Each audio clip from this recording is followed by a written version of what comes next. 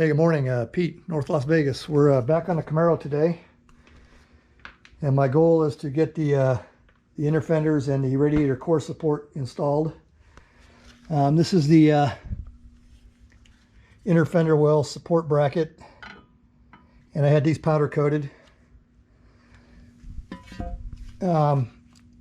This is the factory bolt, and I've decided that I'm going to use stainless to attach the supports, and use stainless pretty much anywhere I can. And factory just kind of use these for expediency. They're conical shapes, so it helped them get them started in the hole. Sometimes they just jam them in there with an air tool, and this would help get the threads in there, supposedly, hopefully not cross-threaded. But seeing how I got plenty of time to finger start these and not worry about cross-threading, I'm going to use stainless. Something interesting I ran across on the driver's side is the only place they do this.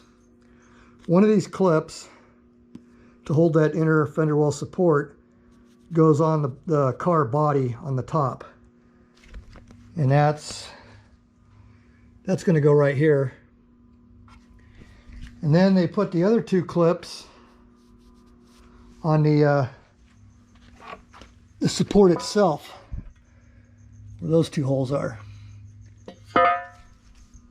Now, for some reason on the passenger side, they put all the clips on the car body itself. They didn't put any of the clips on the inner fender well support bracket. So I don't know why they did that, but I'm glad I kind of studied this for a while. Normally I just kind of glance it over and like, yeah, I know how it goes. But if I hadn't have taken a really close look, I would not have known that that's the way they did it. Now, does it really matter? I don't know, but I'm going to follow the assembly manual. So anyway, we'll get the brackets on. Okay, something else I noticed that tells me the assembly manual is correct. On the passenger side, there's no indentions. There's no recessed area for the clips on the passenger side. And I got this mounted now, so you can't really see it. But where the clips go, you might be able to just see it. The mount is indented so that the clip sits flush on the mount. And I know I'm kind of repeating myself, but these aren't pressed in anywhere for the clips. So like I said, the assembly manual is correct. All the clips go on the body on this side, but not all of the clips go on the body on this side, just the top one. The other two clips go on the mount itself. Yeah, kind of weird. Like I said, I'm not going to try to understand it. I'm just going to put it together the way they showed in the book.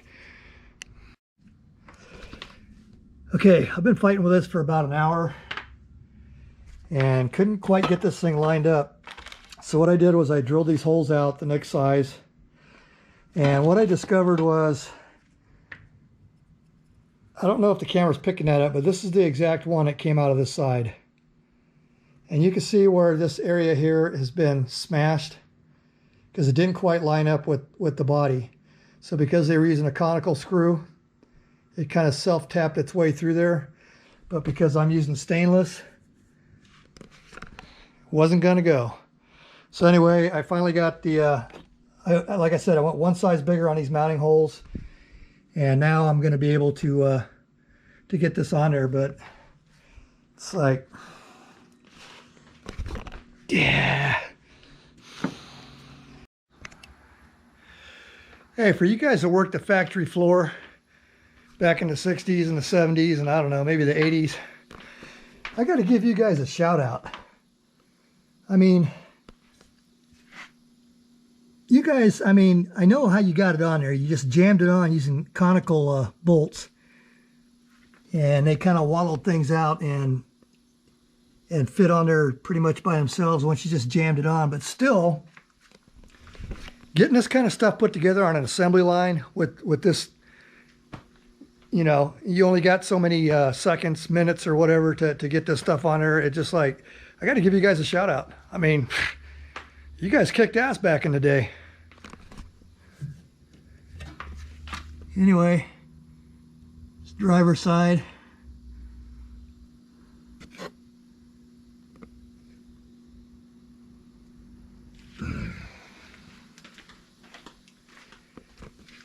And you can see the passenger side is a little bit different.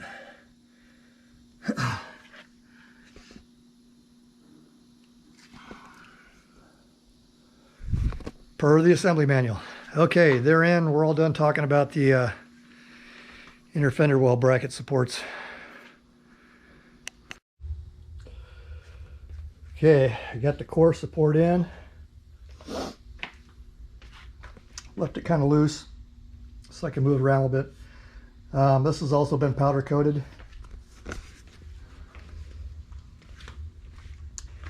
Excuse me. Okay, I was going to show you how I did the bushings, but I got in a hurry and put all this together. But the vertical bushing, the one that's going to go up here off of this bracket,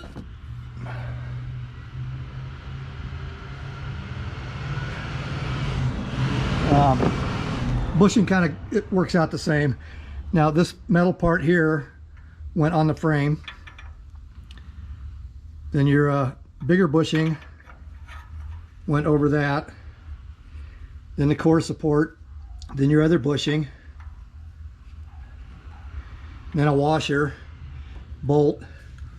And I don't know if the camera's picking it up, but GM used a cupped spring washer down here. And the bushing kit I came with uses a nylon lock washer. So here's the factory. That's what went on the bottom, and it's kind of cupped, so it's spring loaded. And then they also put a lock nut on there, so I guess they were trying to make double sure that this core support didn't come off. Anyway, I just got to get these mounted, and this is going to go pretty much the same way as this did. And I had a hard time believing that GM took steel, which is what this is, and put steel against steel on the subframe. So I had to go through my assembly manual for a while to figure that one out. And it's like, yep, that's what they did. So that's this part here, and that's steel. All right, so we're going to get this on. I did buy a bunch of, I bought a bunch of stainless for that too. I'm going to reuse the factory washers because they're scalloped. They have teeth in them. So they bite into the mount. Once you get it where you want, then it won't move around. So I'm going to reuse the factory outside washer with the teeth. And then everything else is going to be stainless. So when I get that in, then that's going to be it for today. Okay, so once again, we have the sleeve. And this is steel. And that's going to butt up against the core support. So you have your steel, you got your large bushing, which has a recess. Okay, so like that. Then that fits like so. Then you take this,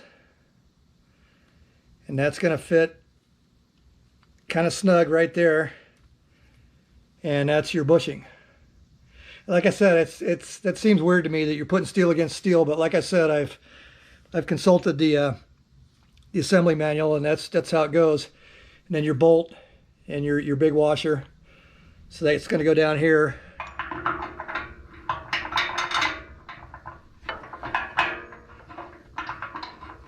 And I know we're probably off camera, but so anyway, that's where all that goes, and this is going to bolt to the frame right there. So we'll get that all snugged up, get it roughed in. I'm going to take some measurements to the fender mount and get everything squared up and roughed in, and just leave things kind of snug. Okay, it's roughed in. I got to put some copper anti-seize on the stainless, and I'm going to put some copper anti-seize on that, but it's mocked up. What I did for these bolts right here was, this is what I did. I put a lock washer on, then I put the factory washer, then I came through the frame, through the bracket, put the other washer on, and this is a serrated nut, so it's a lock nut. I thought about using nylock But I may have to loosen and tighten this a few times, and for the most part, nylocks are considered one use. You might get away with using them a couple of times, tightening and loosening them, but they're generally considered one use.